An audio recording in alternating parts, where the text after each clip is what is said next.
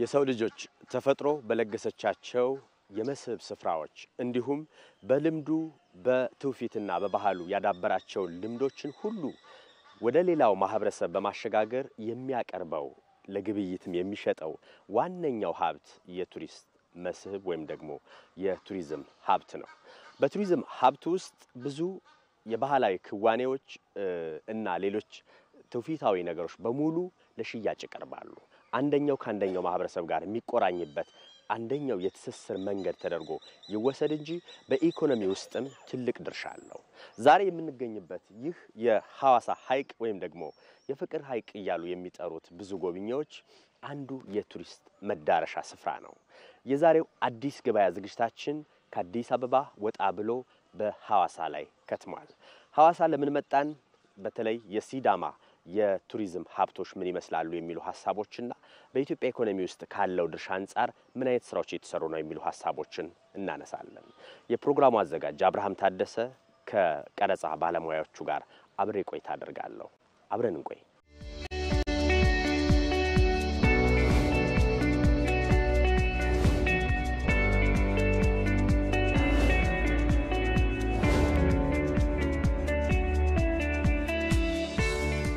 አዲስ ገበያ ዝግጅታችን ተጀምሯል። በሐዋሳ ሐይቅ ዳርቻ ላይ እንገኛለን።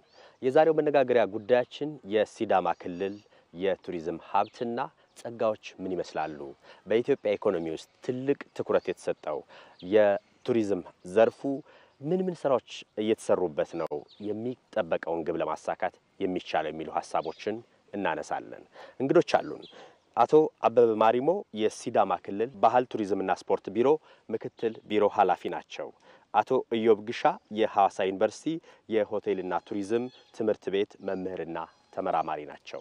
ከነሱ ጋር ስለ ቱሪዝም እያነሳሳን ቆይታ እናደርጋለን። የፕሮግራሙ አዘጋጅ አብርሃም ታደሰ ነኝ። የቀረጻ ባለሙያዎችም አብረውን አሉ። አብረን እንቆይ። በሐዋሳ ሐይቅ ዳርቻ ስለተገናኘን እጅግ ከልብ አመሰግናለሁ ሁለታችሁንም። አመሰግናለሁ። መልካም። እንግዲህ ቀደም ብዬ መግቢያ ላይ ለመግለጽ እንደሞከርኩት ዛሬ የምንነጋገርበት ቱሪዝም ነው። ቱሪዝም በኢትዮጵያ ኢኮኖሚ ውስጥ በተለይ ለረጅም ዓመት አለ ቢባልም ግን ካለን አቅም ካለን ጸጋ አንፃር ድርሻው ያን ያክል ነው የሚያስብል ይመስለኛል ባለፉት ዓመታት። ነገር ግን ኢትዮጵያ በጀመረችው የሀገር በቀል ኢኮኖሚ ማሻሻያ አጀንዳ ውስጥ ግንባር ቀደም ተጠቃሽ አድርጋ እየሰራችበት ነው። ምናልባት ይህንን ሀገራዊ ትልም ከማሳካት አንፃር እንደ ሲዳማ ክልል ምን ስራዎች እየተሰሩ ነው? ኢትዮጵያ በዚህ በጣም ብዙ ጸጋ አላት። ለረጅም ዓመታት ይህንን ሳንጠቀም ነው የቆየነው። በለውጡ መንግስት በሀገር በቀል ኢኮኖሚ ሪፎርም ግብርና መሪ ኢኮኖሚ ነው ስንከተል የቆየነው። አንድ መስክ ነበር። አሁን ወደ አምስት ዘርፎች ኢኮኖሚውን እንዲመሩ በተደረገበት ሂደት ውስጥ ቱሪዝም ግንባር ቀደመው ነው የመጣው። ከዚህ አኳያ ለመጀመሪያ የሚሆኑ ለማሳያ የሚሆኑ ስራዎችም በክቡር ጠቅላይ ሚኒስትር ዶክተር አብይ አህመድ ተሰርቷል። ሪፎርሙ ከተደረገ በኋላ ከዚህ አኳያ እንደኛ ክልል ጥሩ ምዕራፍ ነው የሆነልን። ይሄ በአገር ደረጃ ቱሪዝሙ ወደ መሪ ኢኮኖሚ በመጣበት ወቅት ሲዳማ እንደ ክልል የተደራጀበት ወቅት ስለሆነ የመጀመሪያውን የሲዳማን ክልል ስትራቴጂክ እቅድ ከዚህ አንግል ከዚህ ግንዛቤ ውስጥ አስገብቶ ለማውጣት ብዙ የረዳን ጊዜ ነው። ከዚህ አኳያ ቱሪዝሙ ኢኮኖሚውን የሚመራ ከሆነ ግንባር ቀደመው ነው ኢኮኖሚውን የሚመራ ከሆነ ምንድነው የሚደረገው የሚለውን እንደ ሀገር እንደ ሲዳማ ክልልም ጥናት ነው የተደረገው። በእኛ ክልል ጥናት ከተደረገ በኋላ የቱ ላይ ነው ምቹ ሁኔታ አጋጣሚ ያለን፣ ምንድነው ስብራቱ፣ ቀጥለን ምንድነው መስራት ያለብን የሚለውን ከተለየ በኋላ በጣም ብዙ ሀብት መኖሩን በዓለም ላይ በተለያየ አንግል በተለያየ እይታ ቱሪስቶች የሚፈልጓቸውን የቱሪዝም እንቅስቃሴዎችንና ማዘውተሪያዎችን ማዘጋጀት የሚያስችል በቂ ሀብት ባህላዊ ተፈጥሯዊና ታሪካዊ ሀብት መኖሩን ተለይቷል። እንደ ችግር የታየው ምንድነው? እንደ ለቱሪስት አገልግሎት ለቱሪስት ምርት አድርጎ ይሄን ያለውን እምቅ ሀብት ወደ ምርት ወደ አገልግሎት ቀይሮ ለማቅረብ የመዳረሻ ልማት እጥረት መኖሩን ለይተናል። ይሄ የኛ ብቻ ሳይሆን እንደ ሀገርም እንደ ሲዳማ ክልልም ትልቅ የቱሪዝሙ ስብራት ቀጥለን ቱሪዝሙን መሪ የኢኮኖሚ ከፊት ይመራል ኢኮኖሚውን ትልቅ ከፊት ይመራል ስንል ጥሩ ገቢ ያመጣል የውጭ ምንዛሪ ያስገኛል ብዙ ዜጎች በዚህ መስክ ተሰማርተው ስራ እድል ያገኛሉ የሌላውን ስራችንን መሰረተ ልማቱን ማንኛውንም አክቲቪቲ ደግፋል ከዚህ መስክ የምናገኘው ገቢ ማለት ነው ያን የምናደርግ ከሆነ ለቱሪስቱ የምናቀርበው አገልግሎት ያንሳል ምርቱ ያንሳል የሚለውን ለይተናል ከዚህ አኳያ ትልቁን ሀብት ትልቁን ጊዜ ትልቁን ጉልበት የቱሪስት መዳረሻ በማልማቱ ላይ ነው ያዋልን ያለነው የመጀመሪያ ስትራቴጂክ እቅድ ላይ ከ2013 ጀምሮ አሁን ወደ 1-2 አመት ይቀረዋል ወደ ማለቁ ነው የደረሰው በዛ ላይ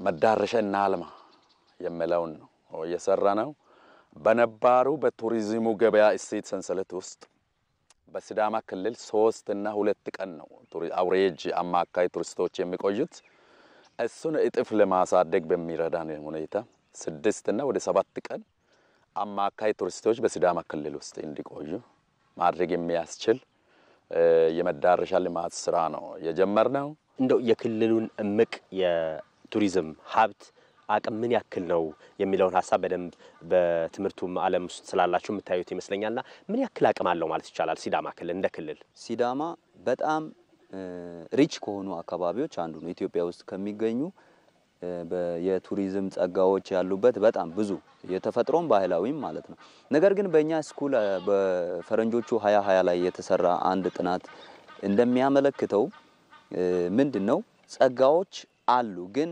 የማርኬታቢሊቲ ይሄ ወደ ገበያ የመውጣት ነገርና ለገበያ ዝግጁ የመሆን ነገር ይቀራል ይላል አንዱ ጥናትና ከዛ ውስጥ ሲዳማ ውስጥ ካሉ በብዛት እንትኑ ጥናቱ ያተኮረው በባህላዊ የቱሪዝም መስህቦች ላይ ነው እና ከዛ ውስጥ የመጀመሪያው ለገበያ ሬዲ የሆነው ወይም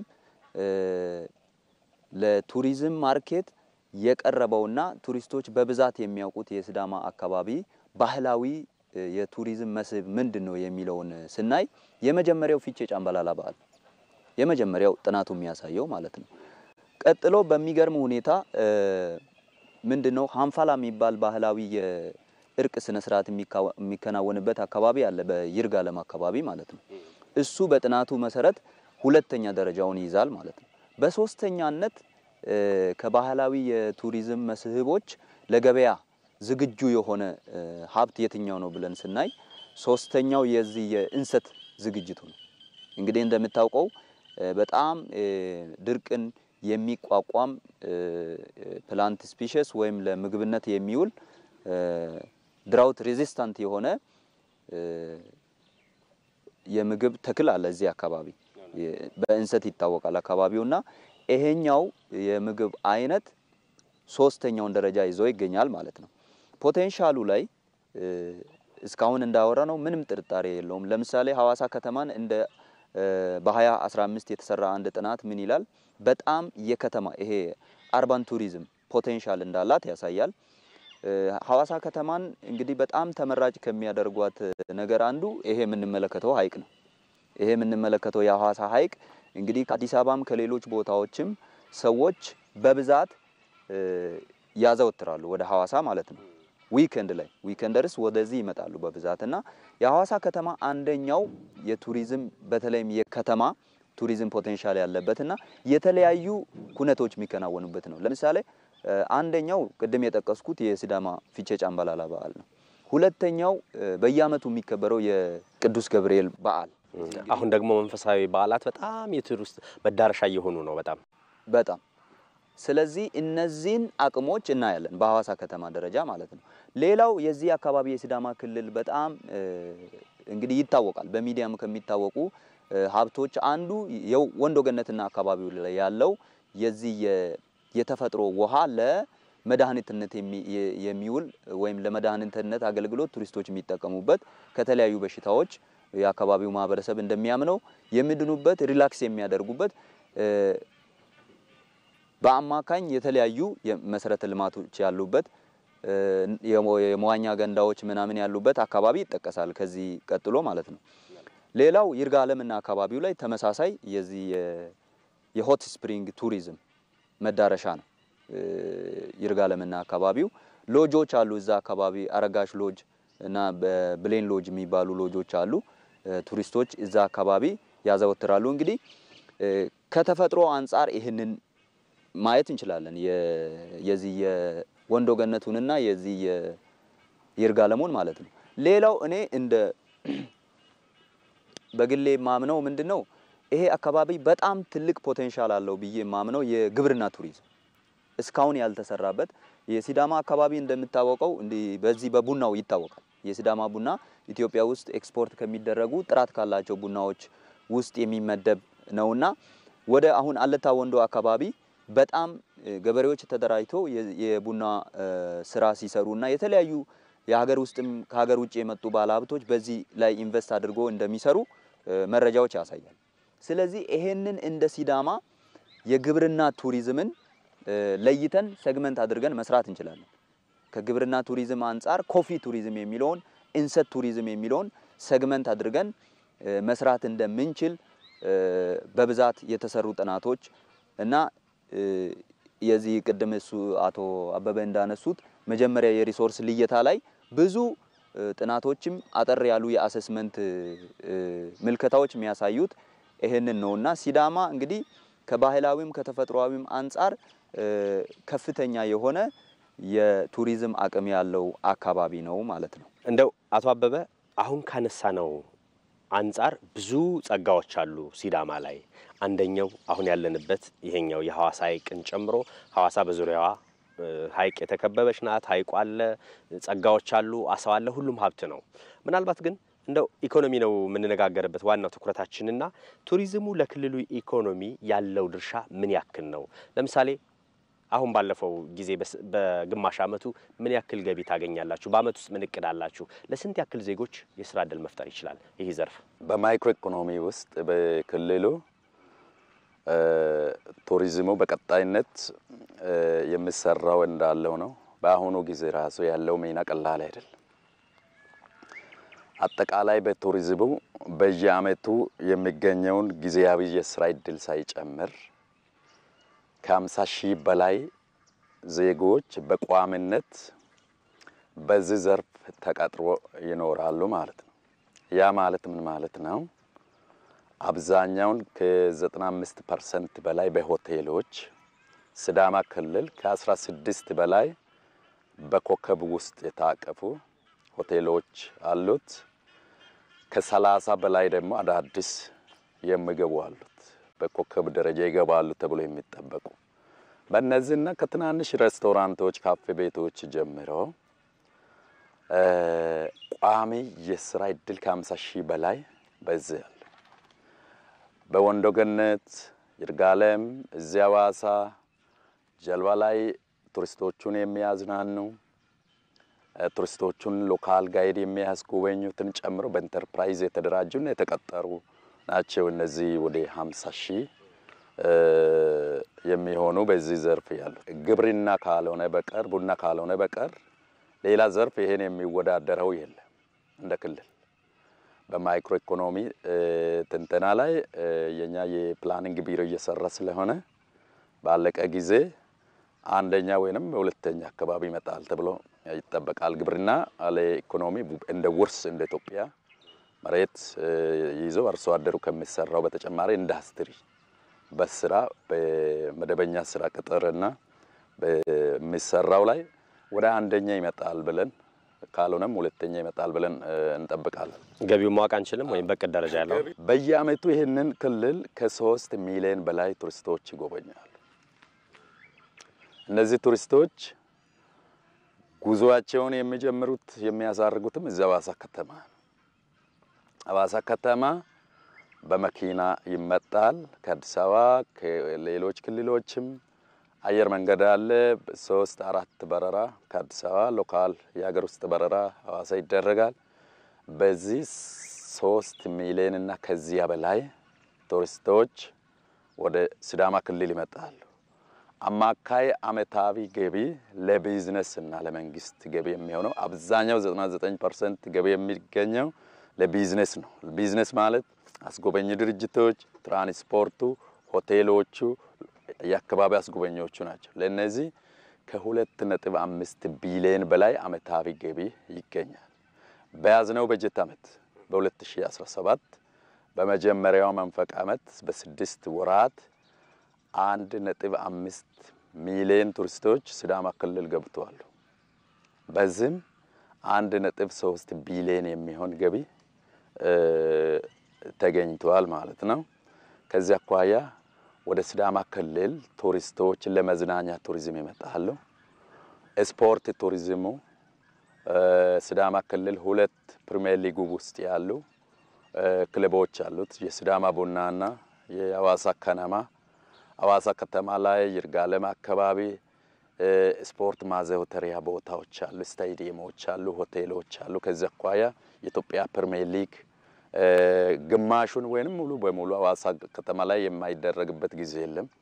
ከዚያ አኳያ የስፖርት ቤተሰብ ስፖርተኞቹ፣ ክለቦቹ፣ ደጋፊዎቹ ይመጣሉ። የስፖርት ቱሪዝም ከፍተኛ ቦታ የሚሰጠው ነው። ሃይማኖታዊ ጉዞዎች በደንብ ይደረጋሉ። የገብርኤል ንግስ ሲደረግ፣ ገዳሙ የተመረቀበት ቀን ሲከበር፣ የፕሮቴስታንቱ የሐዋርያት ኮንፈረንስ ዋራ ላይ ሲደረግ፣ ቅድስት አርሴማ ይርጋለም ላይ ያለውና የተለያዩ በከፍተኛ ደረጃ ፍሰት በዚህም ይመጣሉ። ሃይማኖታዊ ጉዞዎች በዓለም ላይ እንደኛ ሀገርም ከፍተኛ የቱሪዝም እንቅስቃሴዎች ከሚደረግባቸው አንዱ ነው።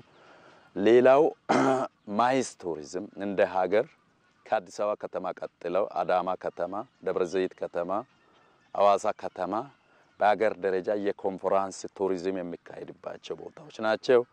ስለዚህ ሐዋሳ ከተማ ላይ ለኮንፈረንስ፣ ለስብሰባ፣ ለኢንሴንቲቭ ቱሪዝም በጣም ብዙ ቱሪስቶች ይመጣሉ እና ከዚያ አኳያ በኢኮኖሚ ውስጥ ከፍተኛ ድርሻ ከቡና ቀጥለው ሲዳማ ውስጥ ትልቅ ከግብርና ቀጥለው ትልቅ ኢኮኖሚ የሚያመነጭ ነው። ብዙ ዜጎች ስራ እድል የሚያገኙበት ነው። እንደ መንግስትም ብዙ ገቢ ግብር የሚሰበስብበት ሆቴል ኢንዱስትሪ በተለይ በዚህ ትልቅ ሚና ያለው ነው። ሐዋሳ አሁን ያለንበትን ይህን ሐይቅ ጨምሮ ብዙ ነገሮቿ ከሐይቅ ጋር የተሳሰሩ ናቸው። እነ ላንጋኖ አንዱ ሌላኛው ሀብቷ ነው። በተለይ ሶደሬ፣ ፍቼ ጨምበላላ የሚባሉ ባህላዊም እንዲሁም ደግሞ ተፈጥሮ የሰጣችም ጸጋዎች አሉ። አጠቃላይ ከዚህ አንፃር ብዙ ጸጋ ባለቤት ናት ማለት እንችላለን። እነዚህን ጨምሮ ሌሎች ደግሞ ከባህልና ከቅርስ ጋር የተገናኙ ደግሞ ሌሎች ሀብቶች አሉና እነዚህን የመስህብ ሀብቶች በማልማት ይበልጥ ቱሪዝሙን ለማሳደግ ምን መሰራት አለበት? እንደ አካዳሚሻን የመጀመሪያው ነገር ይሄ የመዳረሻ ልማት የሚባለው መሰራት ያለበት። መጀመሪያ ቱሪስቶች እንዲመጡ የመዳረሻ ልማት መሰራት አለበት። እንግዲህ ምንድነው ቱሪስቶች ወደዚህ ሲመጡ እነሱን የሚስብ ነገር እኛ ጋር መኖር አለበት። ያንን የመዳረሻ ልማት የሚባለውን ወይም ዴስቲኔሽን ዴቨሎፕመንት የሚባለውን መጀመሪያ ላይ መስራት አለብን። ሲቀጥል ደግሞ እነዛ አካባቢዎች እኛ ዴቨሎፕ ብቻ ካደረግን ቱሪስቶች ላይ መጡ ይችላሉ። የማህበራዊ ሚዲያ ተጽዕኖ እዚህ ጋር ከፍተኛ ነው። ስለዚህ ሚዲያዎች ከዚህ አንፃር በደንብ በሚዲያው ላይ መሰራት አለበት ብዬ አምናለሁ። ሚዲያውን እዚህ ያለውን የሲዳማ ክልል የቱሪዝም ጸጋ ቱሪስቶች እንዲያዩ የገበያ ልማት ስራ መሰራት አለበት፣ ሚዲያውን በመጠቀም ማለት ነው። ይሄ ሌላው ነው። ሲቀጥል ደግሞ እነዚህ የቱሪዝም ባለድርሻ አካላት የሚባሉ አሉ። የቱሪዝም ባለድርሻ አካላት መንግስት አንዱና ዋነኛው ነው። ሲቀጥል ደግሞ አሁን ልክ እንደኛ ያሉ ዩኒቨርሲቲዎች አሉ። ሁሉም ባለድርሻ አካላት ዋናው ደግሞ የሀብቱ ባለቤት የአካባቢው ማህበረሰብ አለ። እነዚህ በተቀናጀ መልኩ መስራት አለባቸው። እንግዲህ ብዙ ጥናቶች እንደሚያሳዩት በአፍሪካም ደረጃ በሌላውም ዓለም ደረጃ ይሄ የባለድርሻ አካላት ጥምረት የሚባለው ስቴክሆልደር ኮላቦሬሽን የሚባለው ባለድርሻ አካላት በጥምረት ሲሰሩ ለተሻለ የመዳረሻ ልማት ለተሻለ የቱሪዝም ገቢ የተሻለ የቱሪዝም ገቢ እንዲገኝ ያደርጋል አንድ አካባቢና በዚህ ላይ መሰራት አለበት ብዬ አምናለሁ። ሌላው ከዚህ ጋር ተያይዞ ማነሳው ነገር የአካባቢው ማህበረሰብ በጣም ተጠቃሚ መሆን አለበት። ከሚገኘው የቱሪዝም ገቢ የአካባቢው ማህበረሰብ ተጠቃሚ እንዲሆን ማድረግ አለብን። ምክንያቱም ለምሳሌ እዚህ አካባቢ ያለ አሁን እዚህ አካባቢ አሁን የምናነሳው ነገር ብዙ የሚታደን ምናምን ላይኖር ይችላል። ለምሳሌ እዚህ ቅርብ ያለውን የሎቃ አባያ ብሔራዊ ፓርክን ብንወስድ ሎቃ አባያ ብሔራዊ ፓርክ ውስጥ ያሉ የዱር እንስሳት በሌላ ንግግር ሎቃ አባያ ወረዳ በጣም የዚህ አካባቢ ላይቭ ስቶክ ፖቴንሻል ያለበት አካባቢ ነው። ከዚህ ጋር ተያይዞ ምንድነው የአካባቢው ማህበረሰብ ብሔራዊ ፓርክ ውስጥ ያለውን ሪሶርስ ይፈልጋል። ሳሩን ይፈልጋል፣ ዛፉን ይፈልጋል። ለራሱ ለተለያዩ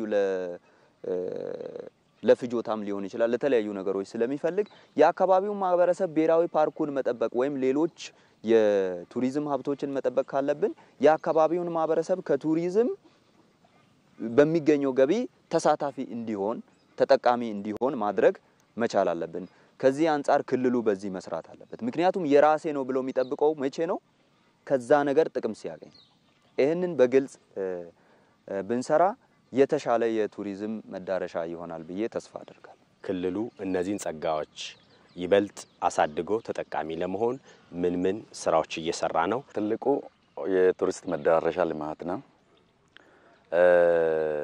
በነገራችን ላይ የቱሪዝሙ የገበያ እሴት ሰንሰለቱ ረጅም ነው፣ ዓለም አቀፍ ነው እና አሁን ወንድም እንዳለው ያንን የተሳለጠ እንዲሆን የሰመረ እንዲሆን የመስራቱን ስራ የባለድርሻ አካላትን ቅንጅት ማይቀብ ያበጃል። ክልሉ እንደ ሀገር የቱሪዝም ፖሊሲ አሁን በቅርብ ይጸድቃል። ሁሉም ክልል የመከረበት ሁሉም ባለድርሻ አካል የመከረበት ከዚህ በፊት ያለውን ክፍተት በሚሸፍን ሁኔታ የተዘጋጀ በቅርብ ይጸድቅ። እሱን መነሻ አድርገን የባለድርሻ አካላትን እዚህ ክልል ያሉትንና ከዚህ ክልል ውጪ ያሉትን አንድ ላይ በማተሳሰር የሚሰራበትን ስራ እየሰራን ነው። የቱሪስት አገልግሎትና ምርት በዚህ ጊዜ የሀገር ውስጥ ቱሪስትና የውጭ ሀገር ቱሪዝም የሚፈልገውን ስታንዳርድ ደረጃ የቱሪስቱን ፍላጎት ጠብቀን የቱሪስት አገልግሎትና ምርት እያዘጋጀን ነው ያለን። ትልቁ ስራችንም እሱ ነው የሚሆነው። ሌላው የማስተዋወቁ ስራ የተለያየ የማስተዋወቂያ ዘመኑ የሚፈልገውን የተለያየ የፕሮሞሽን መንገድ ተጠቅመን እናስተዋውቃለን። የቱሪስት አገልግሎት ሰጪ ተቋማትን በአይነትና በብቃት የማሳደጉን ስራ እንሰራለን። ትልቅ ስብራት ሆኖብን የቆየው በዘርፉ የሰለጠነ የሰው ኃይል ነው። ይሄንን በሚገባ እንሰራለን። ለምሳሌ ዩኒቨርሲቲዎች ሐዋሳ ዩኒቨርሲቲ በሆቴል በቱሪዝም በዲግሪ ያስመርቃል። ከዛ ዝቅ ብለው ቴክኒክና ሙያ ኮሌጆች አሉን። በመስተንግዶ በምግብ ዝግጅት በተለያዩ የሚያሰለጥኑ አሉ። ሐዋሳ ፖሊቴክኒክ ኮሌጅ፣ ይርጋለም ላይ ሌሎች ቦታዎችም ያሉ አሉ። እነሱን ተጠቅመን እንደ ሀገርም የቱሪዝም ማሰልጠኛ ማዕከል አለ። እዛ ላይ እኛ እንደ ክልል ከኛም ይቀበላሉ። እነሱ ላይ እየላከን በስራ ውስጥ ያሉትን ደግሞ በማሰልጠን አዳዲሶቹን ወደ ኮሌጆችና ትምህርት ቤት በማስገባት ሌሎቹን ደግሞ በስራው ዓለም ላይ ያሉትን በስልጠና አመለካከታቸውንና ክህሎታቸውን የማሳደጉን ስራ እንሰራለን። አጠቃላይ ግን በቱሪስት መዳረሻ ልማቱ ላይ በደንብ በመስራት የምንፈልግበት ደረጃ ላይ የማምጣቱን ስራ እንሰራለን። ይሄን ሲሰራ እንደ ሀገር እንደ ክልል የተሰጠው ትኩረት ቀላል አይደለም።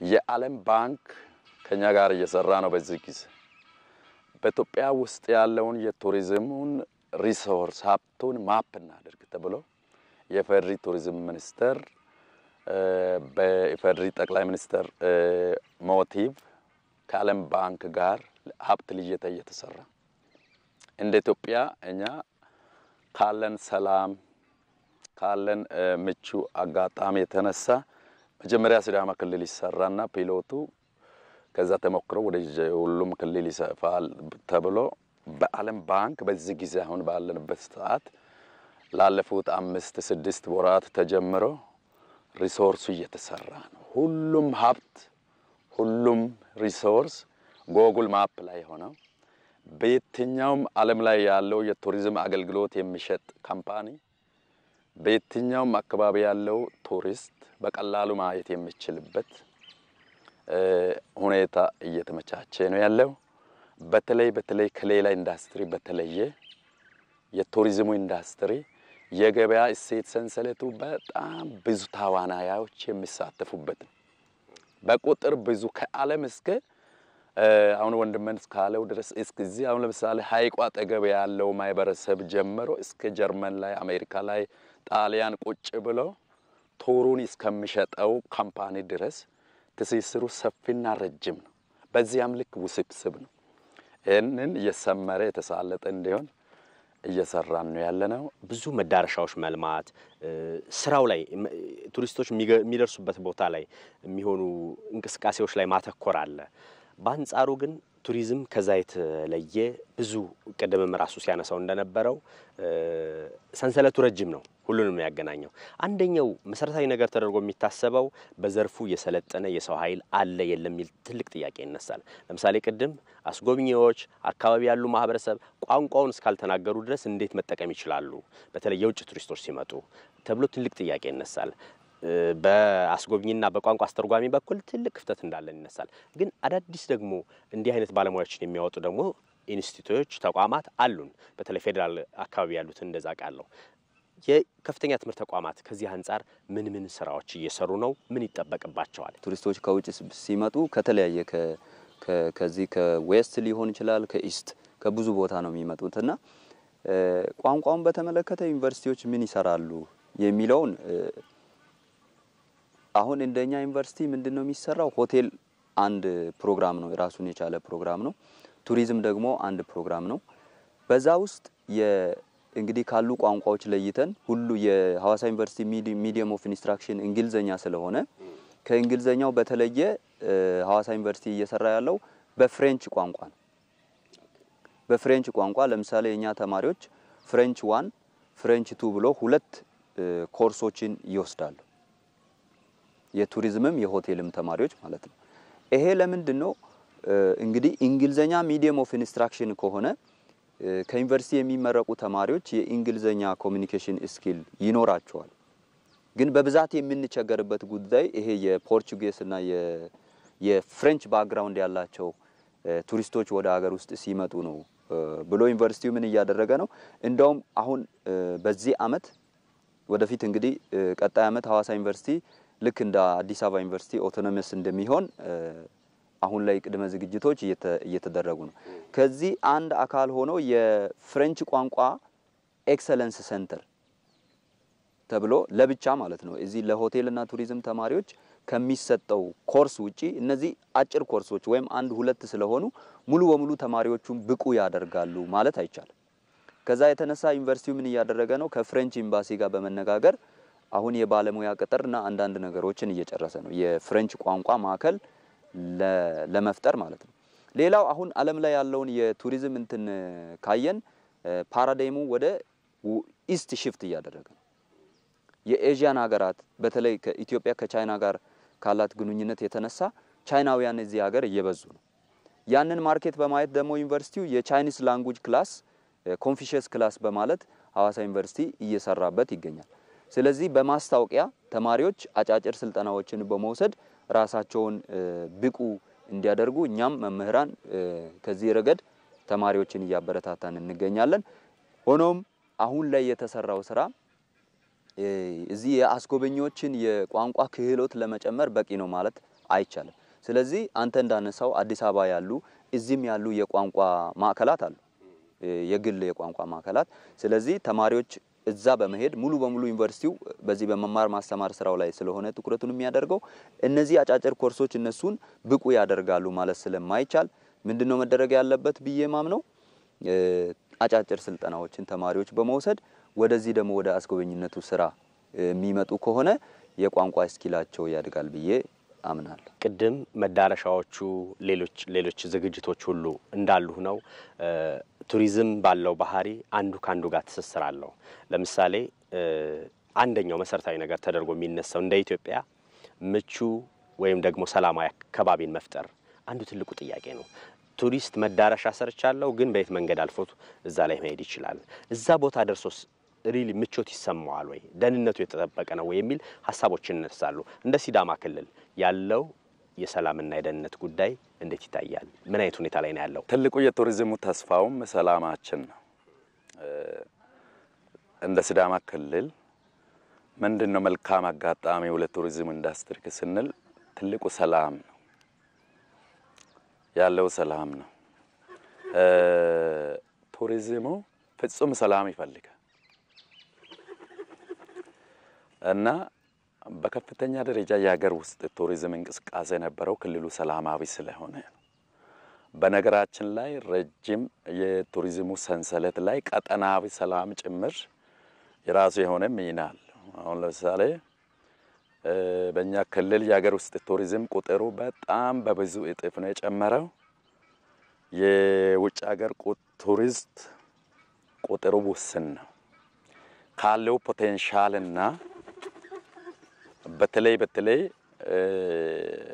ኢትዮጵያ ውስጥ ያለው የአሜሪካን ኤምባሲ ቱሪስቶችን ካስጠነቀቀ በኋላ 2014 2015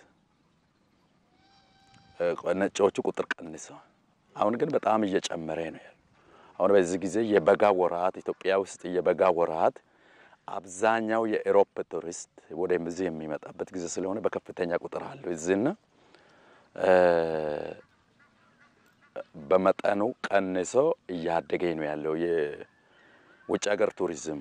የሀገር ውስጥ ቱሪስት ግን በቁጥር በኬሪንግ ካፓሲቲ ክልሉ የመሸከም አቅሙ አንዳንድ ጊዜ ለምሳሌ ቅድም የምናነሳቸው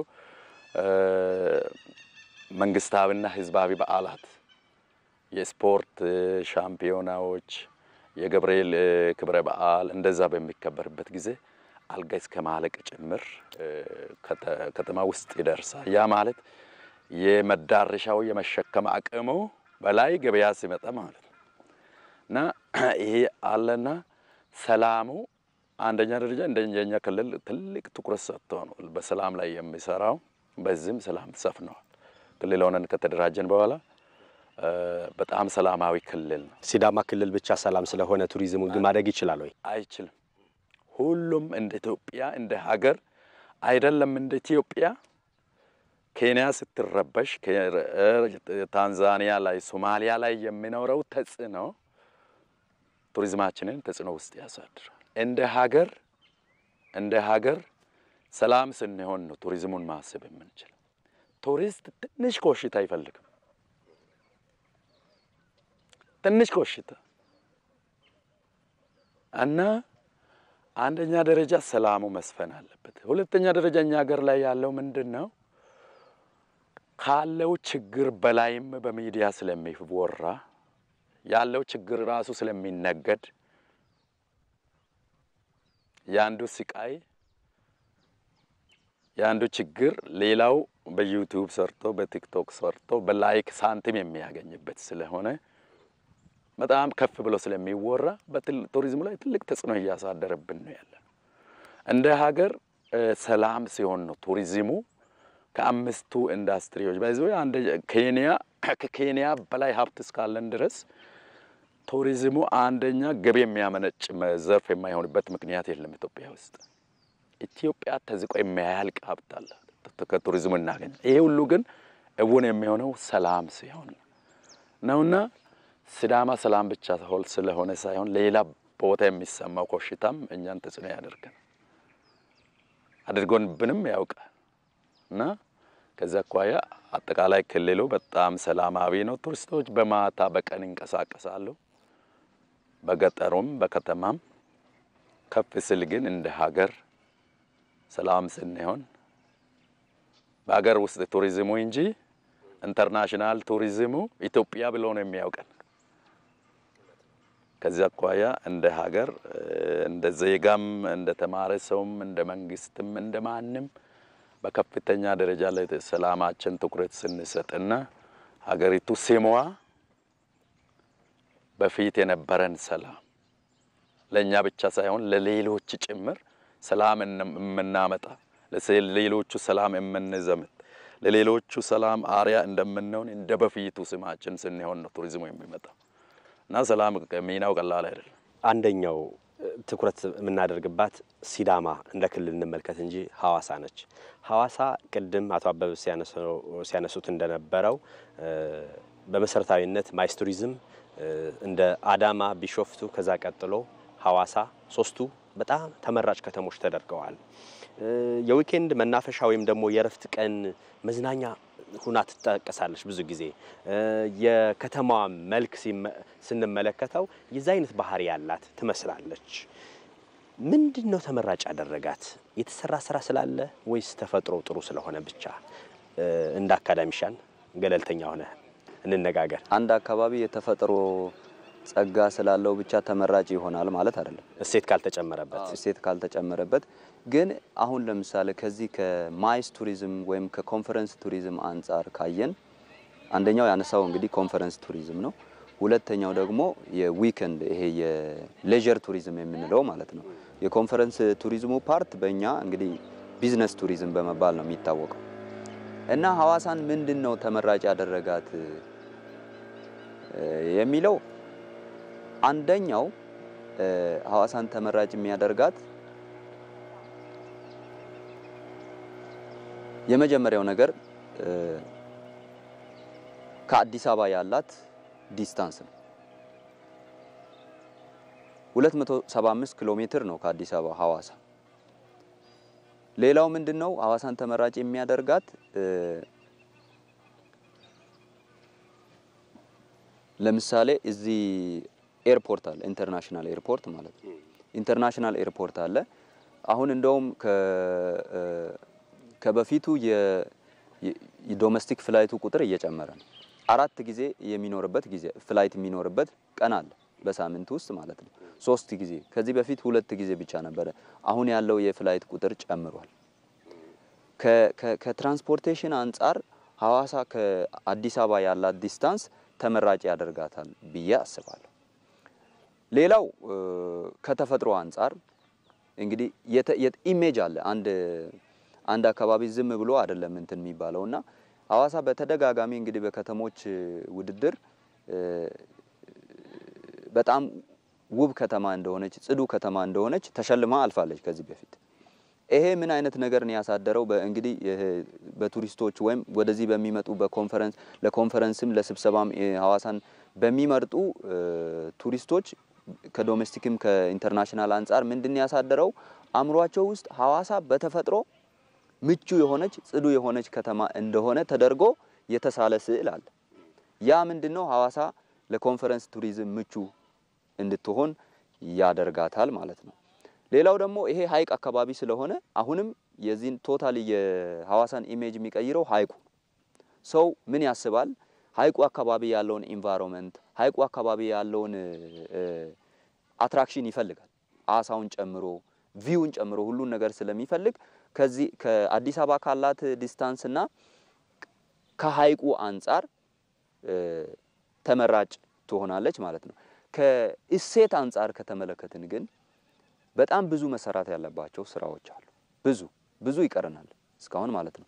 ብዙ የተጨመረ እሴት የለም። የተጀመሩ ስራዎች ቢኖሩም እንኳን ብዙ የተጨመረ እሴት የለም። በተፈጥሮ ካላት ኢሜጅና ከአዲስ አበባ ባላት ዲስታንስ ሐዋሳ ተመራጭ ትሆናለች። ይሄንን ይመስላል እንግዲህ። መልካም አቶ አበበ ውይይታችን ጠቅላላ አድርገን እንቋጨው። የተነሱ ሐሳቦች እንዳሉ ሆኖ አንደኛው በቱሪዝም ውስጥ ትልቁ ቦታ መሰጠት የሚችለው የሆቴል ቱሪዝም ዘርፍ ነው። ሆቴሎች ከሌሉ አስፈላጊውንና ዘመኑን የሚመጥኑ በተለይ የውጭ ቱሪስቶችን የሀገር ውስጥም ቢሆን የነሱን ስታንዳርድ የሚጠብቅ ሆቴሎችና ዝግጅቶች ከሌሉን በዘርፉ የሰለጠኑ ባለሙያዎች ከሌሉን ቱሪዝሙ ማደግ የሚችል አይደለም። ቦታና መዳረሻ ብቻ በማልማት በዚህ ረገድ እንደ ክልል እንደ ከተማም ያላችሁ ዝግጁነት ምን ይመስላል?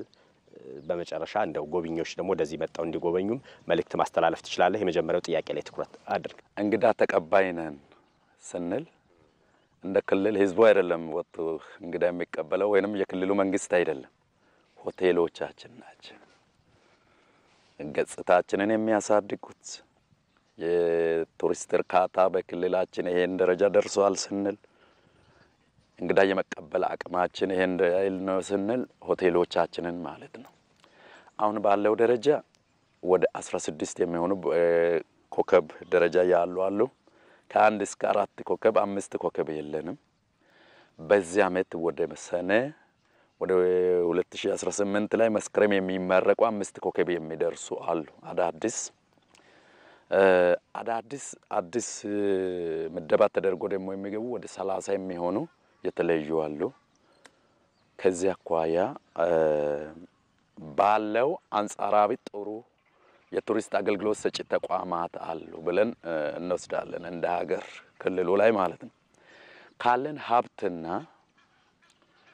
ቀጥለን ቱሪዝሙን ከምናስበው በተለይ አሁንም ህዝባዊ በዓላት ሃይማኖታዊ በዓላት መንግስታዊ በዓላት በሚከበሩበት ጊዜ የሚያጋጥመውን የአገልግሎት እጥረት ስናይ በጣም ገና ብዙ የሚያሰራን እንዳለ እናስባለን ከዛ አኳያ የአገልግሎት ሰጪ ተቋማት አኮሞዴሽን የምንለው ሆስት የሚያደርገው ቱሪስቱን የሚቀበለው ትልቁን ሚና ትልቁን ድርሻ ይወስዳል ቱሪስቶች ጎብኚዎች በአንድ መዳረሻ ከሚኖራቸው ቆይታ ውስጥ 85 ከመቶ የሚሆነው እዛ ላይ ነው የሚያደርጉት የሚበሉት የሚዝናኑት ከታመሙ የሚታከሙት ሁሉን ነገር እንደ ቤታቸው ሆኖ የሚያሳልፉት እዛ ስለሆነ ትልቁ ትኩረት የሚሰጠው እዛ ላይ ነው የቱሪዝሙ ጀርባ አጥንት ቀደም የምንለው ትልቁ ቁጥር የሰው ስራ